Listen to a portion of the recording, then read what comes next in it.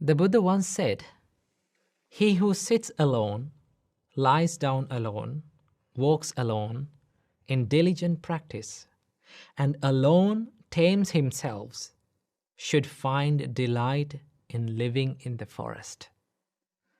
Living alone, being alone, can be scary for many people these days. Oftenly, our society portrays a successful life, a happier life, a good life, as a life where it is surrounded by people, surrounded by things.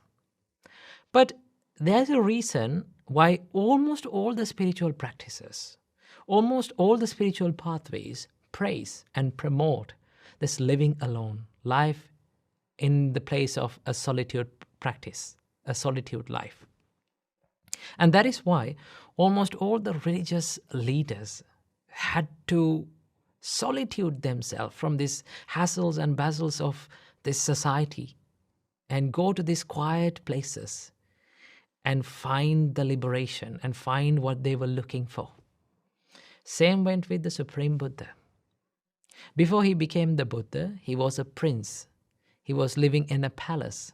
He was indulging himself with this sensual pleasure. And then he understood, indulging in this sensual pleasure doesn't help me to find what I'm looking for.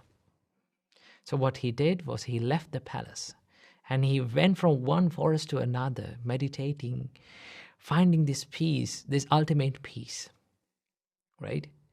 So living alone can be a blessing.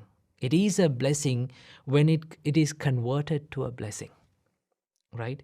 But living alone can be a curse as well for many people. That is why people most of the time they are scary. They're afraid of living alone, right? Most of the time people come to me and say, I'm lonely, I'm living alone, I'm living by myself, but I feel so much lonely, so much negative thoughts coming into my mind. What should I do? That is what happens when you turn this loneliness into a curse. Trust me, it all depends on how you think and how you use this time. I will tell you a story. Prince Siddhartha, the Buddha, left the palace and he went to a forest.